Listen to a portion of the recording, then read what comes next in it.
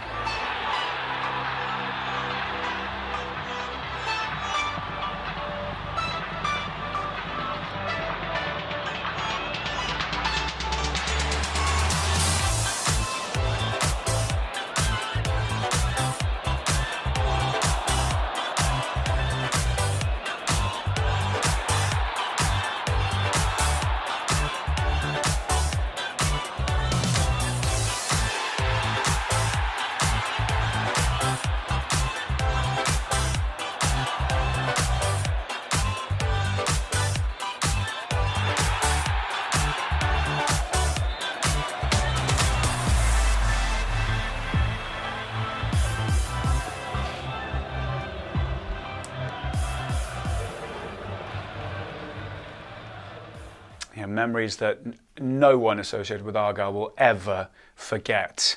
Maxime Talavierov putting Argyle in front at the Etihad. But it wasn't to be. Manchester City's class shone through in the end, and a fifth round exit was what it was for Plymouth Argyle, and they're a bigger fish to fry this season going forward in the league campaign. This is Argyle Analysis, and it's another privilege once again to dissect Argyle against a Premier League giant. We've done it twice already, and Aaron Cusack is no doubt thrilled to be here again to do it for a third time. This time it is a defeat, but they gave a hell of a showing, didn't they? Oh, they did, Charlie. I mean, what an FA Cup run they've had this year, to play three Premier League opponents. You know, start with Brentford, then to play Liverpool, then to win those two, and then to come up against what has been the best team in the last 10 years in this country, and if not across Europe, in Manchester City. Was, you know, they did everything that they could have been asked to have done, and that extremely proud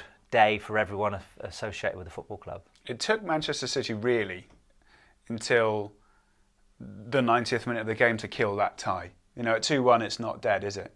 And for 45 minutes we were daring to dream, really. Maybe even a little bit longer than that, but certainly until the equaliser.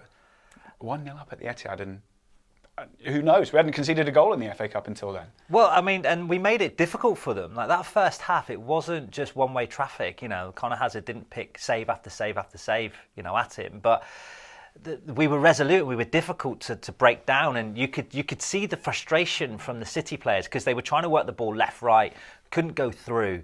You know, this kind of central protection that we've become accustomed to in recent weeks, and then all of a sudden, you know, the only chance that we had returned a goal, and then you do start to dream, don't you? Because you know, shocks do happen. We've already done 2 shocks previously in you know the third round and the fourth round, but.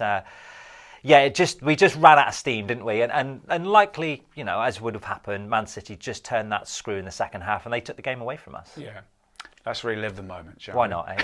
Why not? I mean, it was actually, it's being printed on our brains forever. It is. I mean, it's a great ball in by Matty Sorinola, And Maxi, who's, scored his second goal in the matter of, 2 weeks for the club. Really towering header. A really well-directed header as well, Charlie. I like the way he works his space, but he's actually moving slightly backwards. So for him to get the same purchase on the ball compared to when he's coming onto it, I mean, that's a really well-directed header against a relatively vulnerable Man City back line, which it has been in all this season. And then, obviously, right on the stroke of half-time, people will debate whether it was a free kick or not. And then O'Reilly with a header that he just gets in front of Bundu, and Conor Hazard would have been slightly disappointed he didn't save it. And then, in the 75th minute, O'Reilly again coming at the back stick and putting Man City 2-1 up. And it, like you said, it had to take the 90-odd minute to actually kill the game off. Erling Haaland, when he came on, was a thorn, as you would expect. And Kevin De Bruyne,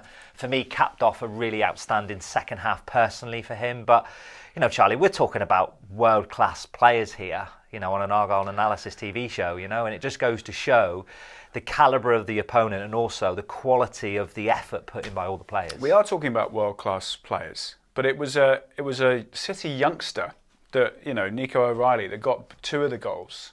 And I know, he wasn't the one that necessarily won it for City, but a rather unlikely hero, a 19-year-old who plays as an attacking midfielder has done throughout his career, and slotted in at left back, left-sided centre-back when Rico Lewis went forward. And he scored the 2 goals. He's got 3 goals in this FA Cup run at the minute. So, yeah, I mean, a story for him as well as for Argyle. Without doubt, it just goes to show the quality and the depth that they've got. The young players coming up through can easily step in and adapt to a position that might be relatively unfamiliar to them, and you can see the qualities that they have and the instruction and the understanding that they have when they step in and take their chance in a Guardiola team. And when you look at the equaliser again, from the TV frame, you can kind of visualise that, if you put it into that area, that's a real big chance, and then it happens to a T. And the fact that it's O'Reilly attacking that space, obviously they would have all attacked different areas, but De Bruyne has just put it on a sixpence, isn't he? And it was a decent header that led to them getting back in the game. Now, we've spoken about it already. We were excited. We dared to dream when Maxi gave us that lead. I think it lasted 7 minutes. But the game plan would have been to sit in. We didn't have many attacking opportunities. That was the only shot on target in the game. But defensively, we had to be absolutely spot on it. Yeah. And for the most part, we weren't we? First half in particular, I thought we were outstanding because we knew that we were going to have to concede the ball.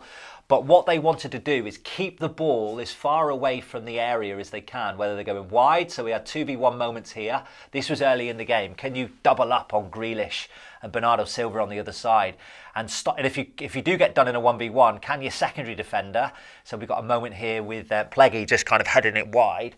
And just helping your teammate. And this is in the second half as well. So Maxi, Katic, Pleggy, being on hand, should that first line be breached, defend your box. And, those were wide examples that we've just shown. But there were lots of these moments as well, Charlie. Central compactness, denying penetrative passes to make it difficult to play through. And for 25 minutes in particular, Man City couldn't get through.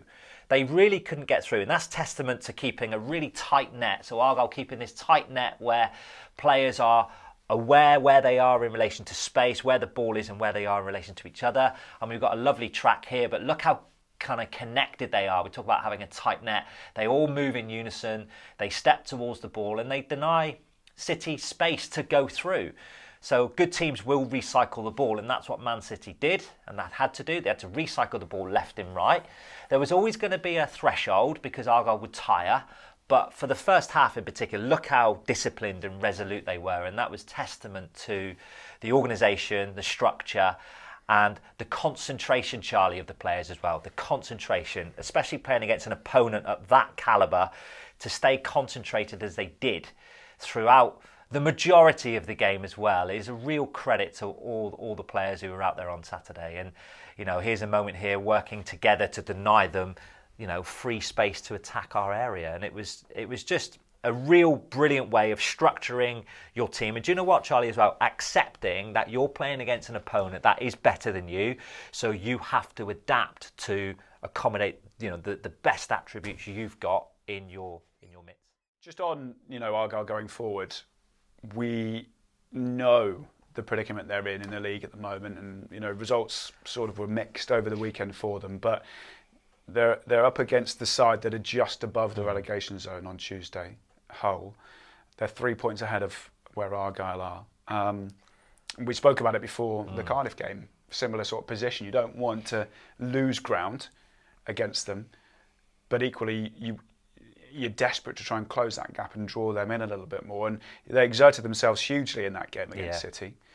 But on the flip side, you listen to a lot of them speaking after the game. You listen to Miron speaking after the game. The confidence that putting in a performance like that, yes, they lost a game, but against arguably the best team in the world over the last 5 years or so, they pushed them. They made it difficult for them. They stayed in the game. They didn't get overawed and stuff. Where does it leave them heading into Hull with all of that put into the mixing pot? You'd like to think it gives them the confidence and the belief to go in and showcase a similar demonstration of defensive quality. I also think it should give them confidence to take it to Hull a little bit, because we know that Hull will not be the calibre of Manchester City. There'll come a point, Charlie, where they're going to have to roll the dice. So, naturally you don't want to lose. If you lose, I think it's going to be very difficult if they lose the game to stay up, because it's near enough 7 points then, isn't it, because of the goal difference. But at the same token, is a draw creditable in terms of the circumstances of not losing any ground? But eventually, whether it is tomorrow or goes into the weekend, they're going to have to roll the dice and be a little bit more adventurous going forward and take the odd risk, because we all know that draws aren't going to be enough. We have to start winning football matches. But going into the game tomorrow, they should be going in with lots of pride, lots of enthusiasm, lots of confidence,